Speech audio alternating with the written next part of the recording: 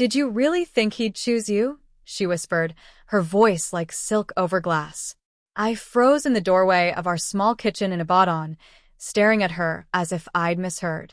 My best friend, my closest sister by heart, smiled, the kind of smile that splits families in half without leaving a mark. Her hands were folded over the countertop, perfectly manicured, and yet trembling just slightly. Trembling or excited. I couldn't tell. My chest tightened. I don't understand, I said. We've been together for 3 years. He loves me. Loves you, she repeated softly, tilting her head. Or, did you just think he did? Her words weren't loud, but they were knives sliding along bone. I backed up instinctively, feeling the sudden emptiness of our tiny apartment, the way the afternoon light caught dust motes in the air, and how they all suddenly seemed like witnesses. You were always too busy dreaming to notice, she said, a hint of satisfaction in her voice. But I saw him. I saw everything. For a moment, I wanted to scream, to throw the plates she'd left in the sink across the room. But my voice stuck in my throat. I couldn't even cry. Because in that silence, I realized she was telling the truth. My fiancé, the man I thought was mine, had already crossed the line I never thought he would. And the person holding the evidence, the weapon, was the one I had trusted above everyone. We grew up in the same compound in Ibadan, a cluster of clay and brick houses pressed together under the fierce West African sun. My family lived next to hers, our backyards touching at the mango tree where we spent our childhood, scaling its branches like little warriors, whispering secrets no adult could understand. Our mothers sold akara and wamwa in the early mornings, and our fathers talked late into the night about crops and politics, their laughter like low drums. Every festival, every marriage, every funeral, we were inseparable. I believed that kind of bond could survive anything. I was wrong. I spent the rest of that day wandering the streets, past the markets and the stalls lined with yams, cassava, and baskets of peppers. The smell of roasted corn hit my nose, and for a moment, I clutched it like a lifeline. Life went on outside my broken apartment. Children chased soccer balls down dirt alleys, their shoes worn thin, their faces bright with the reckless joy I could no longer feel. I passed the barbershop where men laughed over cheap gin, and the women sitting outside the hair salon, braiding each other's hair, discussing the latest family scandals. I watched all of it, an invisible observer, my heart hollowed, but my mind sharper than it had ever been.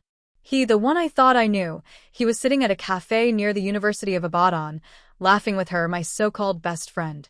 Their hands brushed over the table, and I saw it in a way I would never unsee. That casual touch, that quiet intimacy, the way they mirrored each other's movements like twins. I realized then that love, the kind I had clutched so fiercely, could be stolen, reshaped, and presented back to you in a form that leaves nothing behind. My knees went weak, but I didn't cry. Not yet. That night, I returned to our apartment, the small fan buzzing against the heavy humidity. I boiled water for tea and watched the condensation slide down the mug like my own thoughts, slipping into patterns I didn't fully understand. Anger burned quietly in my chest, not the kind that shouts or breaks things, but the slow, careful, dangerous kind that plans. I remembered my grandmother's words, spoken softly in Yoruba when I was a girl. Ijo ko and I fi oken aro lori ohun ti ko lori, sugban ololo oju itilori. The snake does not worry about the log it cannot see, but it uses the eyes it has. I began to see the situation differently. I was no longer the wronged girl crying in the corner. I was the girl who could watch, who could learn, who could wait. Over the next weeks, I listened more than I spoke. I smiled when he called, when she visited, but I noted every detail. The way he hesitated before speaking, the way she folded her hands when she lied about her late-night trips, the way neighbors whispered about seeing them leave together after church on Sundays. They assumed I was blind. That assumption became my weapon. I returned to my work at the small boutique I had started near Bodija Market. Sewing was never just a craft, it was control, precision, patience. Each stitch in the Ankara dresses I designed became a meditation, a rehearsal of patience. I began to save meticulously, learning the value of quiet accumulation. My friends noticed I was calmer, more focused, almost untouchable. Even my mother commented on the change, how I moved like someone who had learned to endure storms without bending. They didn't know it was more than endurance, it was strategy. Meanwhile, they paraded their triumph like peacocks. At weddings and naming ceremonies, he would smile at her the way he used to smile at me. My stomach churned, but my face stayed serene. I learned their routines, their favorite cafes, the gossip channels they leaned on. And then I began to exploit it in small ways. A forgotten message here, a misdirected comment there, planting seeds that would bloom into their own undoing. I never confronted them directly. That would have been too obvious. Silence was my ally. There was a moment at my mother's courtyard where the turning began. I was serving guests tea during a cousin's wedding, and they both arrived unannounced. I watched them, laughing and leaning close to each other, entirely unaware that I had already begun to dismantle their public image. I greeted them politely, offered them food, and my presence alone, calm, controlled, radiant with a quiet confidence, was a challenge they didn't recognize. People began to notice. Whispers followed them, questions about loyalty, about sincerity. I did nothing. I simply stood there, a gentle observer in the midst of chaos I had initiated without moving a muscle. At night, in my small room under the tin roof, I would stare at the stars, thinking of the lessons hidden in our folktales. Stories of cunning women who used patience to outwit kings and merchants, who turned their humility into armor. I realized revenge was not a shout or a slap. It was a slow revelation, a letting of truth seep into every crack of their facade until it crumbled under its own weight. That realization comforted me, and for the first time in months, I slept peacefully. One evening, a mutual friend invited all of us to a gallery opening in Lekki. I went, dressed simply, nothing extravagant, but with an air of quiet authority. They arrived together, assuming I would shrink into the background. But I didn't. I mingled, I laughed, I connected. Every person they expected to support their charade instead leaned toward me, seeking conversation, seeking insight. And I noticed their unease, the subtle shifts in posture, the forced smiles. They had underestimated the silent power of someone they believed powerless. And then it happened. The first crack appeared when a well-known social influencer, a friend I had nurtured quietly over months, complimented one of my designs during a live stream, praising my integrity and talent in a way that contrasted sharply with their manipulative public antics. The post went viral. Comments flooded in, comparing my authenticity to their deception. I didn't celebrate. I simply observed. That evening, I returned home and sat by the window, listening to the city hum beneath the African night sky. I realized that revenge wasn't about ruin. It was about rebalancing the scales, letting truth do its work while maintaining one's dignity. I started keeping a journal, noting every misstep, every lie, every boast they made publicly. Slowly, without them knowing, I began to weave a network of evidence, testimony, and subtle exposure. Friends who had stayed silent began to speak when prompted by my quiet inquiries. Stories of their betrayals, their arrogance, their disrespect for those around them, began to circulate. I had become a shadow in their lives, a ghost no one suspected, and yet the force that would unseat their illusions. My nights became spent planning calmly, almost ritually. I would light incense, sip herbal tea my grandmother taught me to make, and review the unfolding story. Patience became my closest ally. They continued to flaunt their supposed victory, unaware that with each passing week, the foundation beneath them weakened. I never chased him. I never accused her. I simply let the weight of their own choices drag them toward their collapse, while I remained steady, unshakable, and hidden in plain sight. By the time the annual Lagos Cultural Festival arrived, the stage was set. I had invitations to speak at panels, workshops, and exhibitions, positions that placed me directly in the path of public attention. They arrived, expecting to dominate the room with their charm, with their stolen love story. But the whispers had already begun. Friends, family members, influencers, and neighbors had started questioning, subtly, carefully, the authenticity of their bond.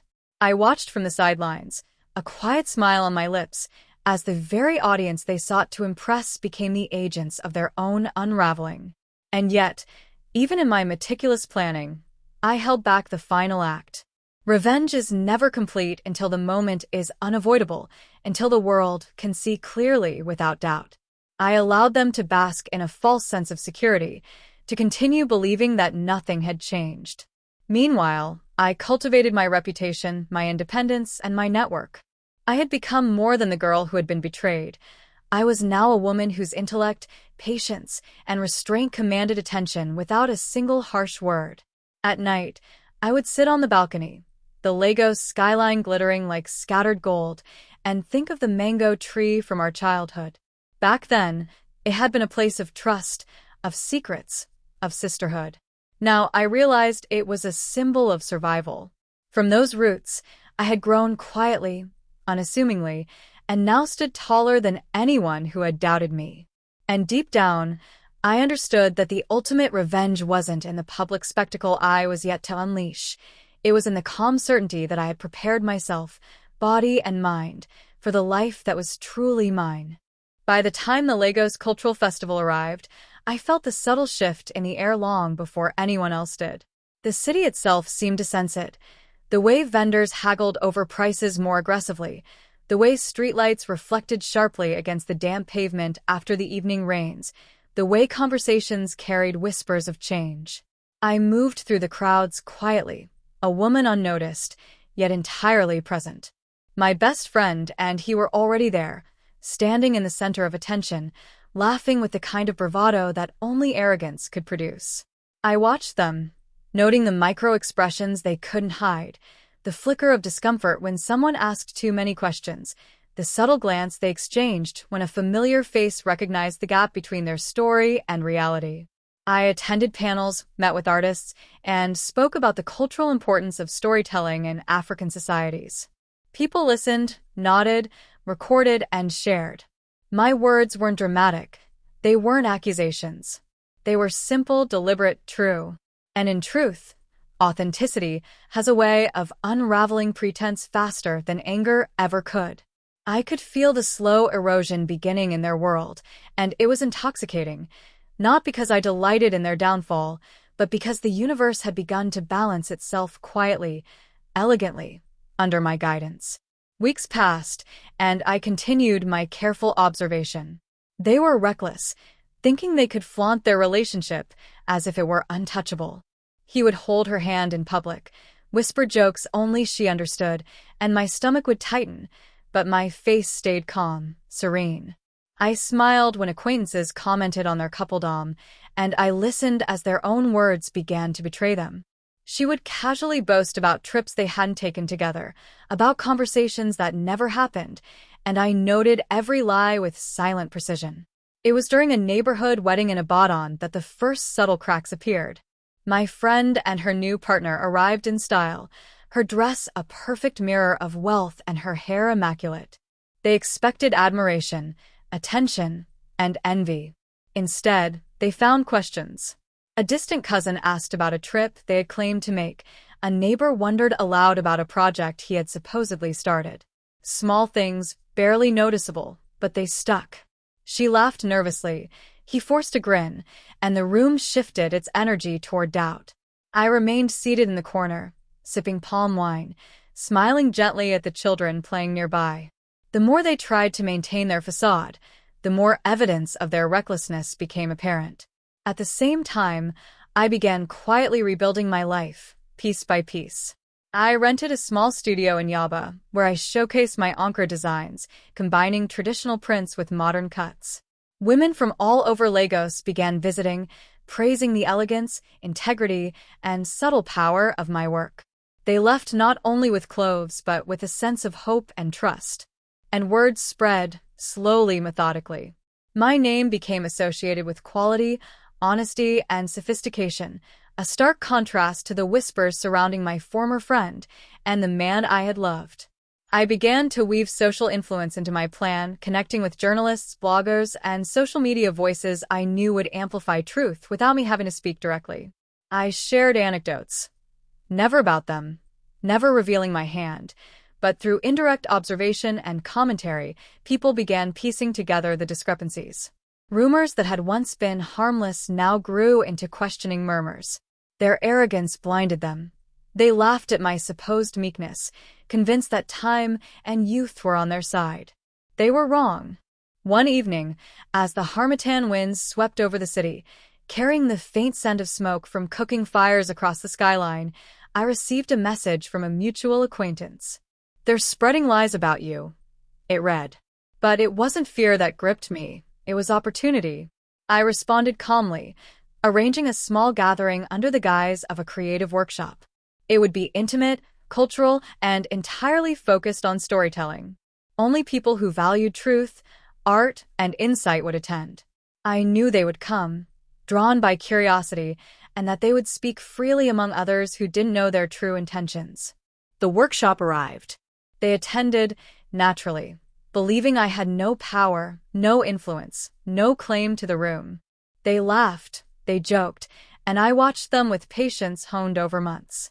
Slowly, I guided conversation toward integrity, trust, and the consequences of betrayal, never naming names, never raising my voice. I watched as the room's attention began to shift. Guests exchanged glances, whispered to each other, and began connecting dots my former friends had left scattered across months of arrogance.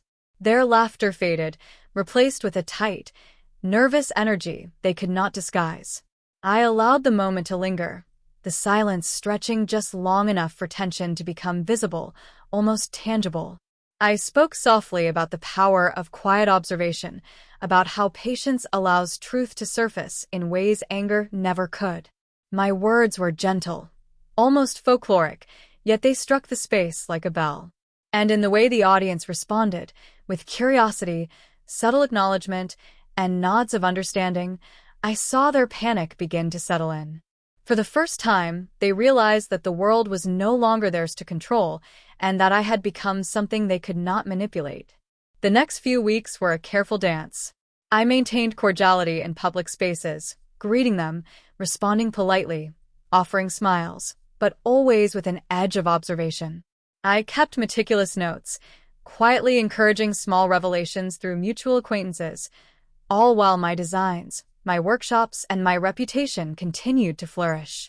I watched as their careless arrogance produced mistakes. A misdirected message, a forgotten commitment, an unguarded confession in the wrong ear. Each became another thread unraveling the tapestry they had built over months of deceit. In those quiet hours, I reflected on what I had learned. Revenge, I realized, was not a spectacle. It was a slow, deliberate reclaiming of one's power. It was the act of outliving the betrayal, of transforming humiliation into insight, and then using that insight to create a reality in which the betrayers could no longer thrive. I had become invisible yet omnipresent, patient yet relentless, humble yet unshakable. The city itself seemed to bend around me, the streets whispering truths to those willing to hear. The turning point came unexpectedly at a public gallery event in Victoria Island. I was there to present my latest work, a series of Ankara pieces inspired by traditional Yoruba folktales. The crowd was vibrant. Journalists, art lovers, and social media influencers filled the room. And then, almost casually, she arrived with him. They were confident, perfectly coiffed, radiating the kind of bravado that once intimidated me. But this time I was ready. I moved through the crowd, acknowledging friends, speaking calmly, listening attentively. Their whispers of admiration were drowned out by murmurs of doubt. People who had known them for years began sharing stories I had planted strategically through months of observation and subtle prompting. It was subtle at first, a question here, a recollection there. Guests exchanged glances, their curiosity piqued. Slowly, the atmosphere shifted, and I saw the first crack in their composure. He laughed nervously at a comment. She attempted to maintain her poise, but the energy of doubt was infectious. I didn't confront them. I didn't accuse. I simply remained calm, engaged, and authentic. And in that quiet composure, the audience recognized the imbalance. They understood the truth without needing it spelled out. Later that night, walking home along the Lagos streets lined with yellow lamplight, I felt a sense of quiet satisfaction. The slow work had begun to bear fruit, and yet the final act remained ahead. Patience was still my ally. I knew that revenge reached its zenith, not when I struck, but when the universe revealed the consequences of their own arrogance.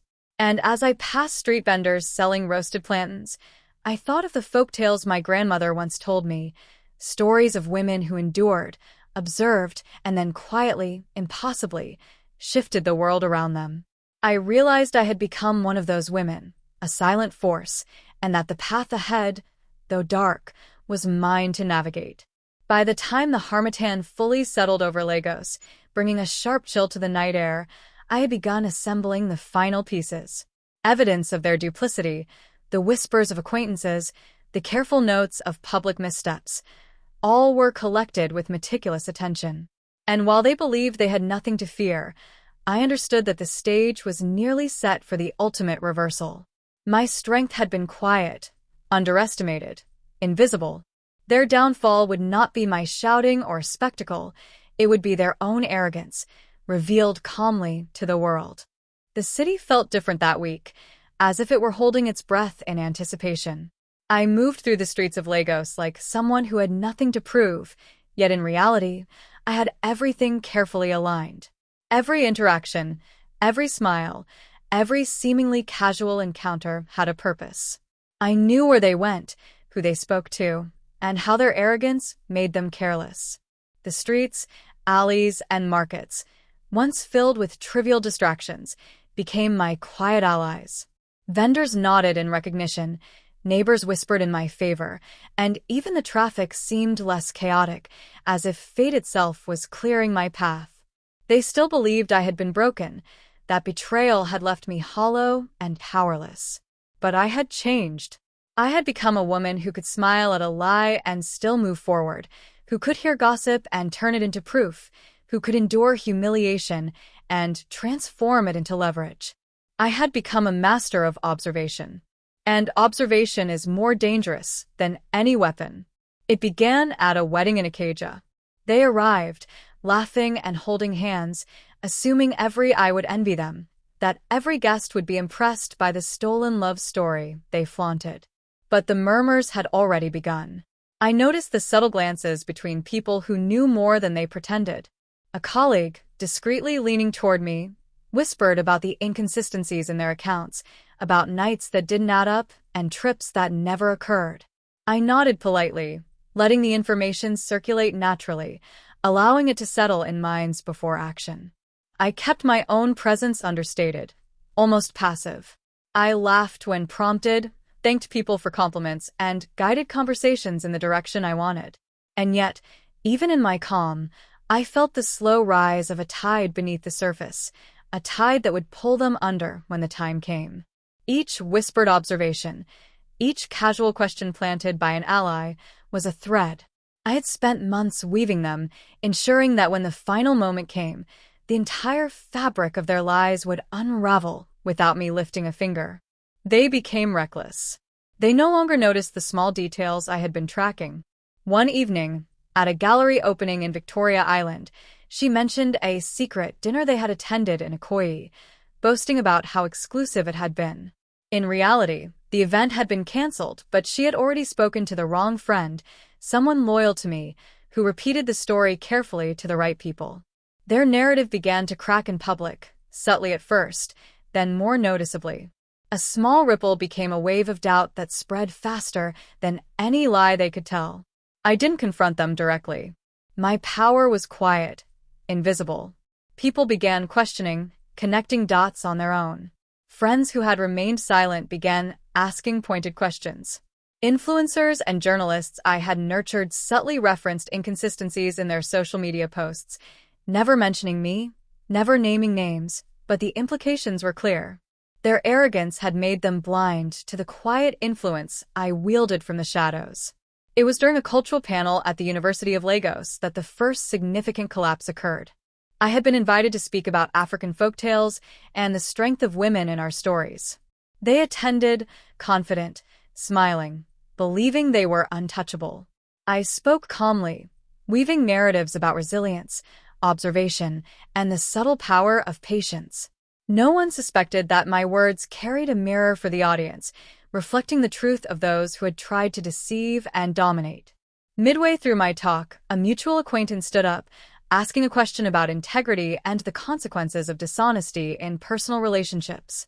I responded with the same calm tone, sharing a story about a woman who had endured betrayal, observed quietly, and allowed truth to reveal itself naturally.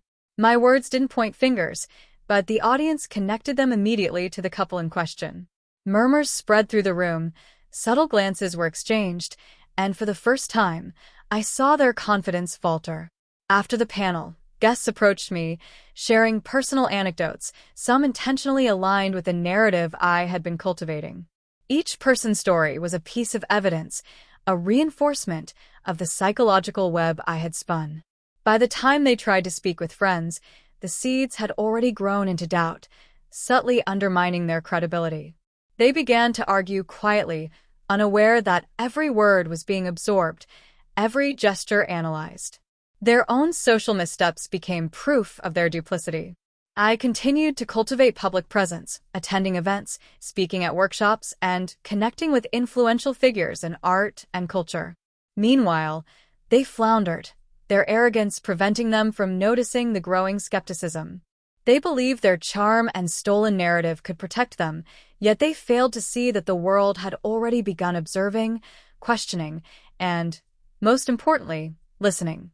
The psychological pressure built slowly. At first, it was small, a lingering doubt in casual conversations, a comment passed from one friend to another. Then it became more visible.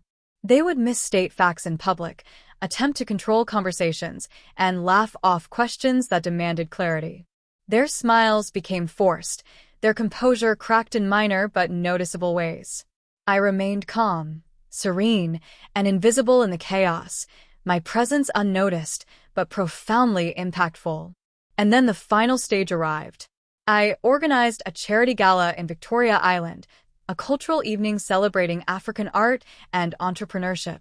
Invitations were extended selectively, ensuring the presence of people who had witnessed their arrogance, those who had been quietly guided to observe inconsistencies, and influential voices capable of amplifying truth.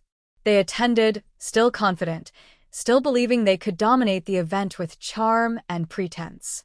I moved through the room with quiet authority, greeting guests, speaking softly, listening attentively. The couple approached me, attempting to assert control, to charm their way into attention. But the energy had shifted irreversibly. Guests, previously impressed, now exchanged knowing glances, subtle nods, and discreet whispers. Their own reputation was unraveling around them, not through any direct confrontation, but through the meticulous orchestration of observation, patience, and public awareness I had cultivated. By the evening's peak, subtle but damning discrepancies emerged. A misquoted story, an inconsistency in their public account, a long-forgotten message revealed in casual conversation, all pieces of a puzzle I had assembled quietly over months. The room shifted its attention, not to me, but to the couple, whose carefully constructed illusion was collapsing under the weight of their own missteps. Their attempts at charm, once effective, now highlighted their desperation and dishonesty. I spoke only once, softly, when prompted by an audience member asking about integrity and trust. I recounted a story of resilience, of a woman who had endured betrayal and allowed patience and observation to bring justice, without confrontation. My tone was gentle, even warm, and yet it carried undeniable authority. The room understood immediately. The couple's faces reflected shock, confusion, and fear, realizing too late that they had underestimated me and the quiet power I wielded. By the time the gala ended, the couple had retreated, their confidence shattered, their social standing diminished. I remained serene, engaging with guests who now sought my presence, insight, and guidance. The reversal was complete, not through spectacle or confrontation, but through the careful orchestration of truth, patience, and strategic influence. My revenge had not been loud, but it had been thorough, leaving no room for recovery or justification. Walking home along the Lagos waterfront that night, the city lights reflecting off the water like scattered jewels, I felt a quiet sense of release. The psychological battle had ended, their downfall orchestrated with precision, and yet I had no need to gloat. Revenge had never been about spectacle. It had been about reclaiming my dignity, asserting my intelligence, and allowing the natural course of truth to reveal itself. I remembered the mango tree in Ibadan, the place where my best friend and I had shared secrets as children. That tree had witnessed our laughter, our fears, our dreams, and ultimately, our betrayals. Sitting beneath it once, years ago, I had felt powerless. Now, standing taller than I had ever imagined, I realized that power had always been within me, waiting to be exercised with patience, precision, and quiet authority. And so, the final act approached, though it remained unseen by the world. My strength was no longer hidden, yet it was subtle, intangible, and irreversible. They had learned too late that arrogance is fragile, that betrayal cannot withstand careful observation, and that a calm, patient, intelligent woman is capable of orchestrating a reversal more devastating than any outburst or confrontation. The night of the cultural gala in Victoria Island had left a lingering tension, one that carried over into every conversation, every encounter. I had remained calm throughout, a quiet presence while their arrogance slowly crumbled, yet I knew the ultimate moment, the moment when everything would fall apart publicly, was still ahead. It would not be explosive in a shout or in spectacle. My revenge was far more elegant, a revelation so precise, so public, that the truth could not be denied. It happened at a community storytelling event in Lagos, an evening meant to celebrate African traditions, folktales, and the resilience of women in society. The room was filled with elders, young professionals, and families who had come seeking wisdom, entertainment, and inspiration. The couple arrived as expected, confident, smiling, still believing they could charm their way through any scrutiny. They did not notice that their own missteps, whispered across months, had already reached key members of the audience. I stood to begin my talk, a soft voice filling the room, recounting a tale of a woman who had been wronged by those she trusted most. She endured, she observed, and she allowed the world to reveal the truth. My audience listened closely, hanging on every word, captivated not by drama, but by authenticity. I spoke gently about patience, observation, and the quiet strength required to reclaim one's dignity. I did not mention names, but the parallels were undeniable. As I concluded, a respected elder in the audience stood. He had known my family for years, had watched my childhood, and had been present during countless events in the neighborhood. In a tone calm and deliberate, he recounted subtle observations of dishonesty, arrogance, and betrayal, never naming names but guiding the audience toward awareness. I listened quietly, nodding, letting the weight of his words settle. The couple shifted uncomfortably, glancing at each other, their confidence waning. Then, as if the universe had aligned perfectly, one of the younger guests, a friend I had nurtured quietly, shared a story of a supposed exclusive dinner that had been mentioned publicly by the couple. The guest had verified the event with the organizers, who confirmed it had been canceled. Laughter rippled through the room, not cruel but knowing, as the audience recognized the gap between their claims and reality.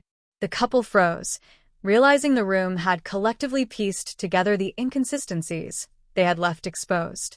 The final piece fell into place when a journalist I had cultivated over months asked them, in a casual and friendly manner, about a public statement they had made on social media. He quoted it verbatim, asking for clarification. She fumbled, he hesitated, and the room held its breath.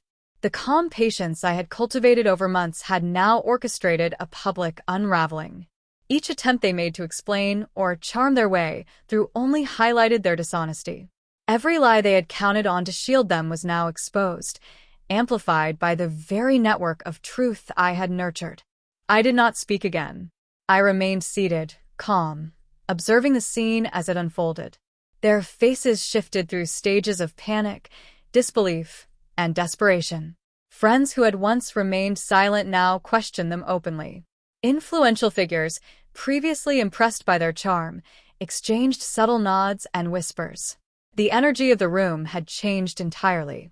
The arrogance that had sustained them was gone, replaced by the silent authority of truth. When the evening concluded, I walked outside into the warm Lagos night, the hum of traffic and the distant calls of street vendors blending into a quiet symphony.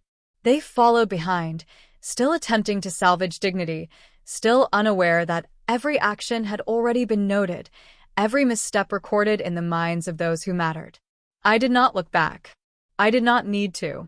Their defeat had been achieved without a single shout, without a single confrontation, purely through the quiet power of observation, patience, and strategic action. In the days that followed, the consequences of their arrogance continued to ripple. Invitations they once relied upon were quietly rescinded. Friends who had once deferred to their charm began seeking my counsel instead. The social network they had counted on to validate their deception had shifted subtly, but irreversibly. They were still in Lagos, still present, but they had lost influence, credibility, and the unearned admiration they had relied upon for so long. Meanwhile, my work, my reputation, and my presence continued to grow steadily, unassuming yet undeniable. I returned often to the mango tree in Ibadan, sitting beneath its sprawling branches, feeling the roots beneath me like the foundation of my own endurance. I thought of the lessons embedded in African folktales. Patience is strength, observation is power, and dignity is the most potent weapon of all. I realized that revenge is not a scream or a spectacle. It is the patient accumulation of truth, the careful orchestration of evidence, and the quiet assertion of integrity. As I walked through the city markets, past stalls filled with cassava, peppers, and roasted corn, I noticed how life had returned to a gentle rhythm. Children chased each other through alleys, vendors shouted prices, and women laughed while braiding hair under the heat of the afternoon sun. These small, ordinary moments reminded me that the world continues to move, indifferent to the dramas we endure, and yet entirely shaped by the actions we take with wisdom and patience. In the weeks that followed, I expanded my boutique, hired a small team, and began mentoring young women in design, entrepreneurship, and cultural storytelling. Each session was a lesson in resilience, strategy, and quiet influence. I spoke of integrity without pointing fingers, of patience without preaching, and of observation as a tool for empowerment. The young women listened, inspired by a presence they could feel but never underestimate. My former best friend attempted, in small and clumsy ways, to regain social standing, but the web of observation and evidence I had constructed ensured that her every move was scrutinized. She had underestimated the power of patience, of subtlety, and of strategy. She had assumed that loud displays of affection, charm, and stolen love could override truth. But truth, as it always does, prevailed. And my former fiancé? He too learned a quiet, humbling lesson. The man who had believed he could betray trust and manipulate affection found himself unmoored, relying on a companion whose credibility had evaporated. The very traits he had admired, confidence, charm, arrogance, became liabilities. Meanwhile, I moved forward, no longer defined by betrayal, but by the quiet, unstoppable force of intelligence, patience, and integrity. One evening, as I sat beneath the mango tree at sunset, the sky painted in oranges and deep purples, I thought of the journey that had brought me here. From the initial shock of betrayal to the careful observation, to the strategic cultivation of truth, every step had been deliberate. Every act of patience had been a stitch in the fabric of justice. And as the wind rustled through the leaves, I realized that the ultimate revenge had never been about them at all. It had been about me reclaiming my life, my dignity, and my power in a world that often dismisses the quiet strength of women. The final lesson was clear, yet subtle, like all folktale wisdom. Those who build their lives on deceit and arrogance will crumble when faced with calm observation and persistent truth. And those who endure, who observe, and who act with intelligence and patience will find a strength far greater than any outward display of power. I did not celebrate, I did not boast. I simply continued to live, quietly victorious, my life unfolding with a freedom I had once thought impossible. And so, beneath the mango tree, with the city breathing around me, I understood that real life begins not after betrayal, but after patience, strategy, and self-discovery. I had endured, observed, and reclaimed. The world had revealed the truth in its own time, and I had stood firm, unshaken, and quietly triumphant. My revenge had been complete, not through noise or spectacle, but through the silent, deliberate orchestration of justice. The leaves whispered in the evening breeze, carrying a message older than time itself. Strength lies not in confrontation, but in resilience. Power lies not in domination, but in quiet authority. And dignity, once reclaimed, becomes a force that no betrayal can ever touch again.